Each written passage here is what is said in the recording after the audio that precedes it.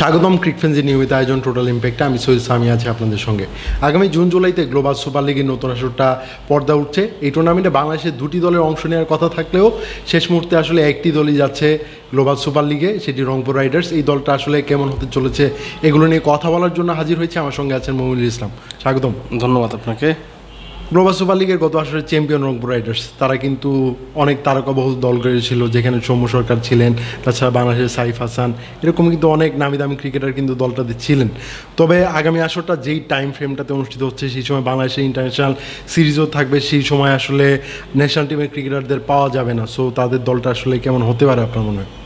গতবারও কিন্তু এই ব্যাপারটা প্রায় একই রকম ছিল, কারণ আপনার যদি মনে থাকে যে ওই টুর্নামেন্টটা যখন চলছিল তখন বাংলাদেশ হচ্ছে টেস্ট খেলছিল ওয়েস্ট ইন্ডিজে, এবং পরবর্তীতে শেষের দিকে এসে যখন সৌম্য সরকার, শেখ মেহেদী, রিশাদ হোসেনদের কি পাওয়া যাবে কিনা সেটা নিয়ে একটা সংশয় তৈরি হয়েছিল, কিন্তু শেষ পর্যন্ত বিসিবির একটা প্রচেষ্টা ছিল যে ঠিক আছে ফাইনালটা খেলতে পারে, এবং তারা খেলেছিল। এবং এবারে যে জিনিসটা হবে যে ওইখানে যেহেতু ওয়েস্ট ইন্ডিজের টুর্নামেন্ট ছিল, গায়ানা থেকে ওয়েস্ট ইন্ডিজ অন্য একটা প্রদেশে, সো ওইটা একটা সহজ ব্যাপার ছিল যে আপনি চাইলে একদিনের ভিতরে আপনি চলে যেতে পারেন। কিন্তু এবারে ব্যাপারটা কিন্তু একেবারে একটু অন্যরকম, কারণ তখন বাংলাদেশ পাকিস্তানের বিপক্ষে দেশের মাটিতে সিরিজ খেলবে, আর আপনি গায়ানাতে এই টুর্নামেন্টটা খেলবেন। তার মানে হচ্ছে অনেক দূরত্ব আছে, অনেক কিছুর ব্যাপার আছে।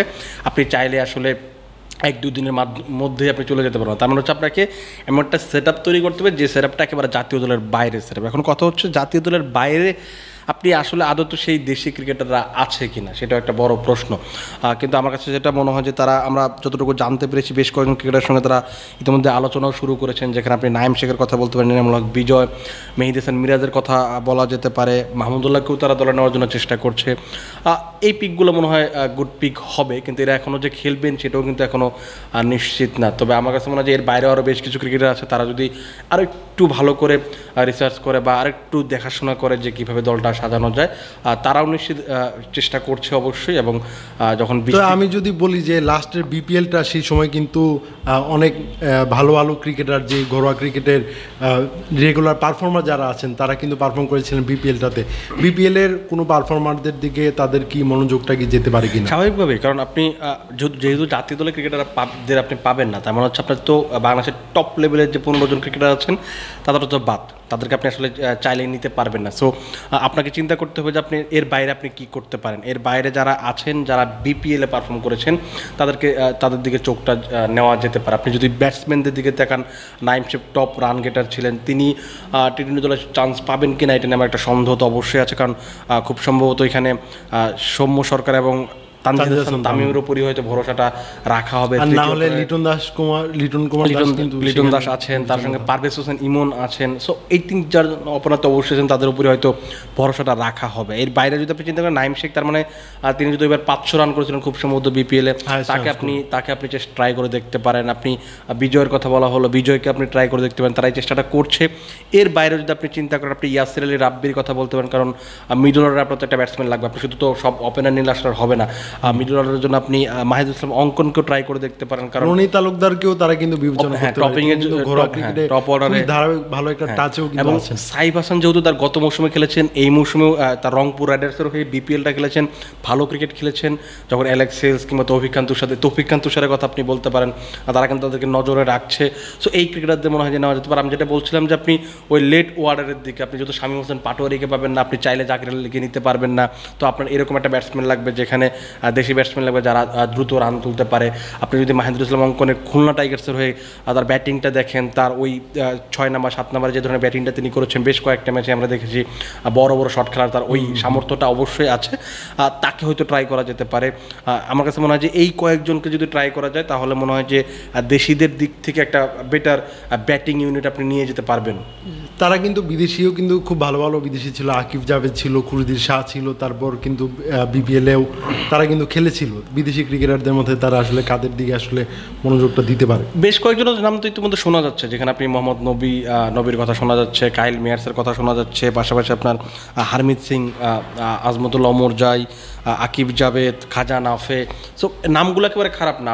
তবে বাংলাদেশ থেকে যদি মানে ফরচুন বরিশাল যদি শেষ মুহূর্তে তারা যদি ডিসিশন চেঞ্জ করে যদি না যায়, তাহলে কিন্তু মেয়ার্সকে তারা কিন্তু পেতেই পারে মনে হয়। হ্যাঁ, কারণ যে জিনিসটা জানা যাচ্ছে যে খুব সম্ভবত এখন পর্যন্ত ফরচুন বরিশালের কাছে ইনভাইটেশনটা আসেনি, মানে আপনি যেহেতু রংপুর রাইডার্স যেহেতু চ্যাম্পিয়ন হচ্ছে ওই টুর্নামেন্টের, সেই কারণে বাধ্য হয়ে রংপুরকে রাখতে হচ্ছে।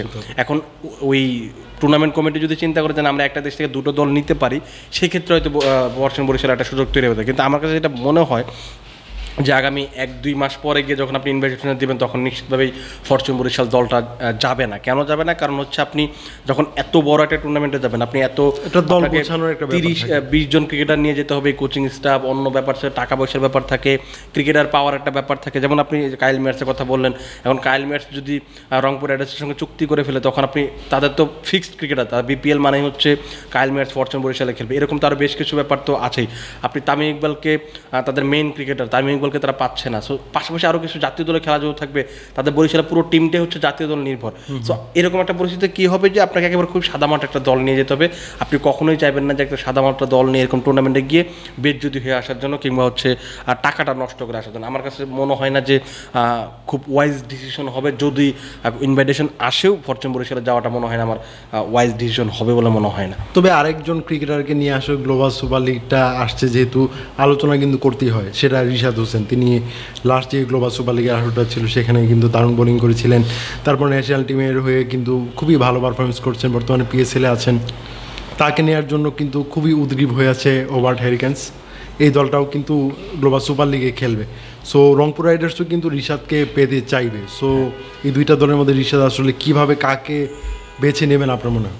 এইটা আসলে রিশাদের ব্যক্তিগত সিদ্ধান্ত হওয়াই উচিত। কারণ হচ্ছে আমি তো আসলে চাইলেই বলতে পারবো না।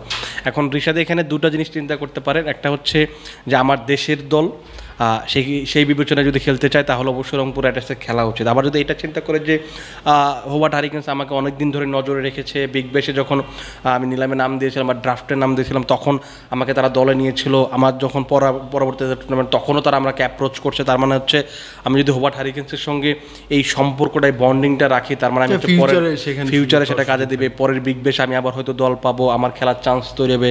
রিশাদ যদি এইভাবে চিন্তা করেন তাহলে আমার কাছে মনে হয় যে হোবার্ট হ্যারিকেন্সেই খেলানোটা বেটার অপশন হবে। কিন্তু যে জিনিসটা দেখতে হবে যে তিনি আদতে আসলে এই টুর্নামেন্টটা খেলতে পারবেন কিনা। কারণ ওই যেটা আমরা টাইমিং নিয়ে আলোচনা করছি, যে ওই বাংলাদেশ সিরিজ শেষ হওয়ার পরে হবে নাকি শেষ হওয়ার শুরুর আগে হবে, কয়টা ম্যাচ খেলতে পারবেন। তারা অ্যাকচুয়াল শিডিউলটা আসলে এখনো প্রপার শিডিউলটা জুনের শুরুর দিকে হতে পারে, জুনের মাঝামাঝি হতে পারে, জুলাই হতে পারে, জুলাই কিন্তু ম্যাচ কিছু পড়তে পারে শেষে। সো এইটা এখন আসলে কনফার্ম না। এই জন্য দেখবেন যে রংপুর রাইডার্সও কিন্তু আসলে অফিসিয়াল কিছু বলতে পারছে না যে আমাদের কে খেলতে যাবে, কে থাকবে। সো এই জিনিসটা তারা এখনো জানে না। কারণ আবার বাংলাদেশের যে পাকিস্তান সিরিজটা আছে সেটাও কিন্তু এখনো ডেট ফিক্সড হয়নি বা শিডিউলটা ফিক্সড হয়নি যে কয় তারিখ থেকে খেলা হবে। সো এইটা একটা আরও বেশ কিছুদিন হয়তো সময় যাবে, যে তারপর হয়তো তারা নিশ্চিত হতে পারবে যে কাকেদেরকে নিয়ে যাবে। তবে আমার ধারণা যেটা, যে রংপুর রাইডার্সের এবার বড় একটা প্ল্যান থাকবে, যে খুব মানে গতবারের চেয়ে একটা ভালো দল নিয়ে যাওয়ার জন্য। সেটা যদি নিতে অবশ্যই চাইবে। তার সঙ্গে তাদের ধরেন ক্যাপ্টেন্সি নিয়ে একটা সমস্যা হতে পারে। যদি নুরুল হাসান সোহান জাতীয় দলের ডাক না পায় তাহলে তো সমস্যা হচ্ছে না, যদি ডাক পায় তখন কিন্তু রংপুর রাইডার্সের ক্যাপ্টেন্সি এবার কিন্তু গ্লোবাল সুপার লিগে কিন্তু দলের সংখ্যাও কিন্তু বাড়ছে। প্রতিযোগিতা কিন্তু আগের চেয়ে অনেক ভালো হবে বা অনেকটা বেড়ে যাবে, সেক্ষেত্রে ম্যাচও কিন্তু বেশি খেলতে হচ্ছে আপনাকে। সো এইটাও একটা আপনার আসলে মাথায় রাখতে হবে। আর আপনি যখনই কোনো দেশের প্রতিনিধিত্ব করেন তখন কিন্তু আপনাকে ওই জিনিসটা মাথায় ব্যাক অফ দ্য মাইন্ডে রাখতে হয় যে আমাকে এমন একটা দল গোছাতে হবে যেটা উপর অনেক কিছু নির্ভর করে। আমার দেশের মান সম্মান, আমাদের নিজেদের একটা ফ্র্যাঞ্চাইজি হিসেবে একটা দেশের ব্যাপার আছে। কারণ ওইখানে আপনি যখন ভালো করবেন, চ্যাম্পিয়ন, দেখুন রংপুর রাইডার্স যখন গতবার চ্যাম্পিয়ন হয়েছে তখন কিন্তু ওই জিনিসটা কিন্তু অনেকের কাছে স্পটলাইট আছে। বিপিএল এর চ্যাম্পিয়ন আর গ্লোবাল সুপার লিগের চ্যাম্পিয়নের মধ্যে একটা পার্থক্য আছে। কারণ বিপিএল একটা গ্লোবাল স্ট্যান্ডার্ডের একটা টিম, সেটা কিন্তু প্রমাণ করে। সো এইবার যখন আপনি 8টা দল খেলবেন, আপনি অস্ট্রেলিয়ার বিগ ব্যাশ থেকে যখন হোবার্ট হ্যারিকেন্সের মধ্যে একটা দল আসবে বা অন্যান্য জায়গা থেকে লাহোর কালান্দার যায়, যেমন অন্যান্য যে দলগুলোতে যায়, সো এরকম দলের সাথে কম্পিট করে যখন আপনি ভালো ক্রিকেট খেলবেন, আপনি যখন চ্যাম্পিয়ন হবেন, তখন কিন্তু এটা ওয়ার্ল্ড ওয়াইড একটা পরিচিতি পারে যে রংপুর রাইডার্স নামে একটা ফ্র্যাঞ্চাইজি আছে, বিপিএল এর ফ্র্যাঞ্চাইজি, তারা ভালো ক্রিকেট খেলে, তাদের ক্রিকেটারগুলো খুব ভালো। তো ওই জিনিসটা একটা ব্যাপার থাকবে। রংপুর নিশ্চিতভাবে চাইবে যে তাদের যে একটা ব্র্যান্ডিং, সেই ব্র্যান্ডিংটাও যেন ওই ক্রিকেটারদের দিয়ে করতে পারে, নিজেদের পারফরমেন্স দিয়ে করতে পারে, সেটা নিশ্চিতভাবে তারা চাইবে। ধন্যবাদ মমিনুল, আমাকে সময় দেওয়ার আপনাকে ধন্যবাদ। দর্শক, ক্রিকফ্রেন্ডলি নিয়মিত আয়োজনে আমাদের সঙ্গে থাকার জন্য ধন্যবাদ। পরবর্তী কোনো পর্বে অন্য কোনো বিষয় নিয়ে আবার কথা বলবো, সেই পর্যন্ত আমাদের সঙ্গে থাকুন।